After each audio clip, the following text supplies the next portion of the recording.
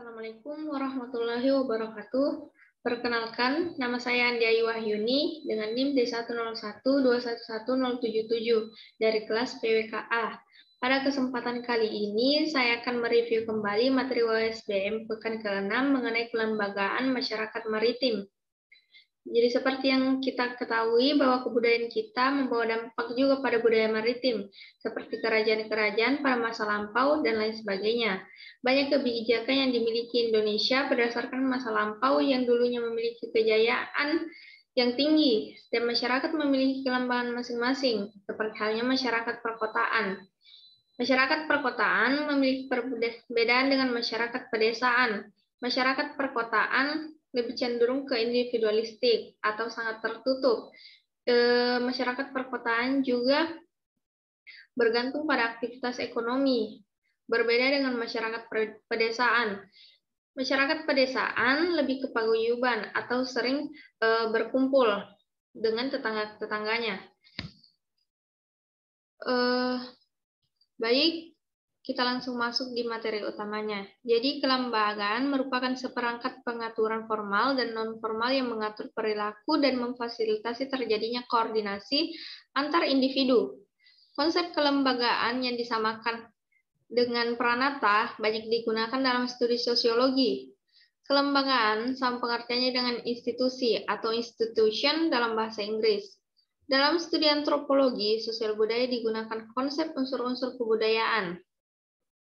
Kelembagaan atau pranata dipahami sebagai kesatuan dari unsur-unsur organisasi, norma atau aturan dan bidang-bidang kegiatan tertentu yang diwadahi dan diaturnya dalam waktu masyarakat atau segmen-segmen masyarakat. Jadi, pengertian dari kelembagaan adalah suatu sistem sosial yang melakukan usaha untuk mencapai tujuan tertentu yang memfokuskan pada perilaku dengan nilai, norma, dan aturan yang mengikutinya, serta memiliki bentuk dan area aktivitas tempat berlangsungnya. Kelembagaan dalam konteks masyarakat maritim memiliki ciri-ciri seperti memiliki lembaga non-formal, yang contohnya yaitu lembaga adat. Kehidupan sosial budaya di daerah maritim masih relatif memiliki hubungan yang baik antar keluarga maupun tetangganya. Kemudian, ada konsep kelembagaan.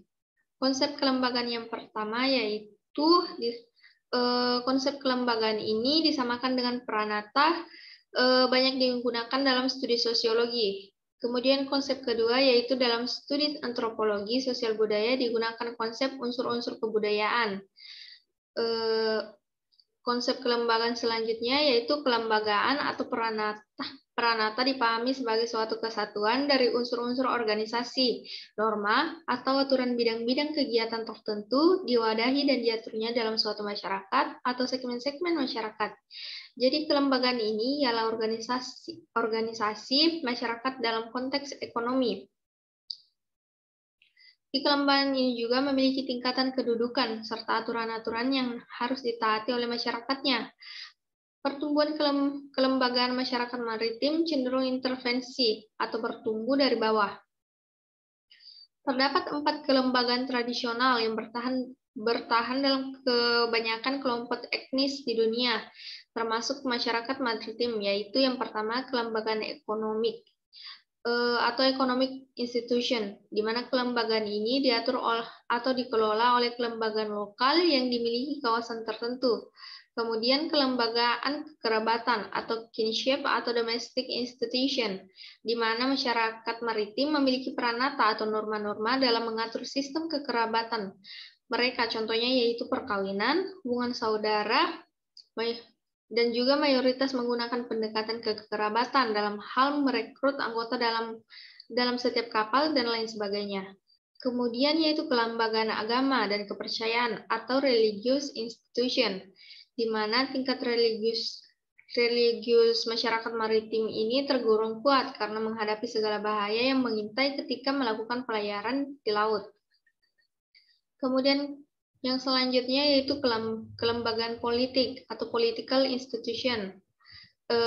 Kelembagaan politik ini ialah bagaimana aktivitas serta strategi dalam melakukan eksplorasi sumber daya laut, ikan, serta pengaturan interaksi antar nelayan satu dengan nelayan yang lain.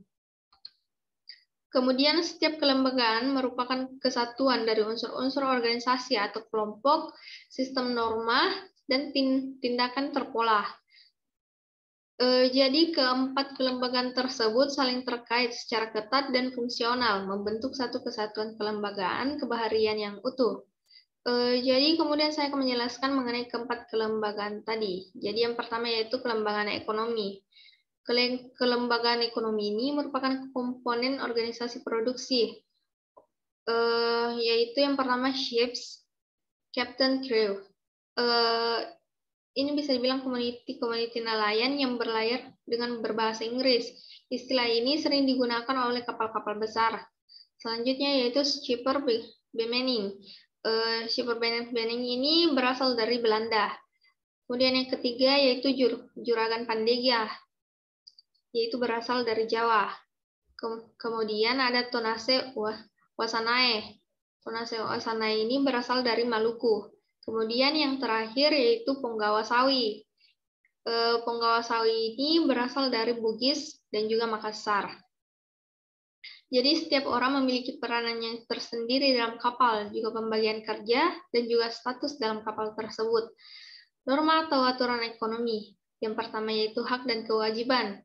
Yang kedua yaitu tata cara berproduksi, distribusi, dan konsumsi. Yang ketiga yaitu tata cara pengkreditan. Keempat yaitu aturan bagi hasil. Kelima yaitu aturan pinjam-meminjam, tolong-menolong dalam kelompok. Dan yang terakhir yaitu kekompakan, kerajinan, kepatuhan, kedisiplinan, loyalitas, dan kerukunan, tanggung jawab, dan saling mempercayai. Jadi masing-masing peran memiliki hak dan kewajiban sesuai peran dan juga pembagian dari hasil kerja yang sudah memiliki aturan.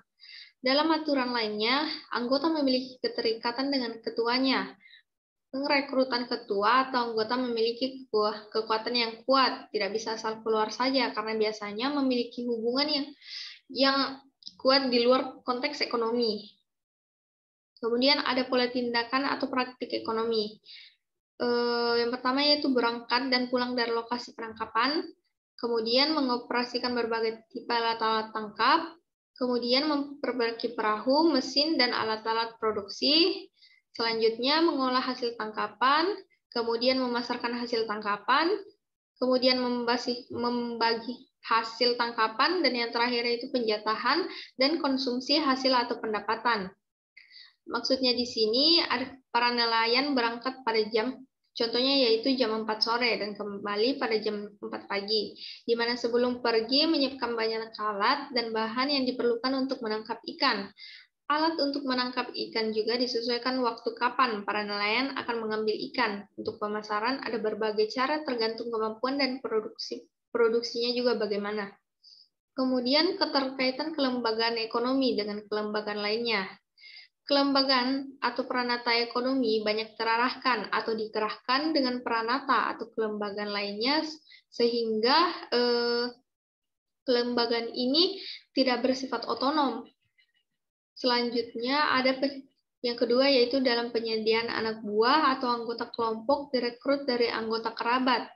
Bisa juga direkrut dari orang sekampung atau yang sedesa dan masih banyak lainnya.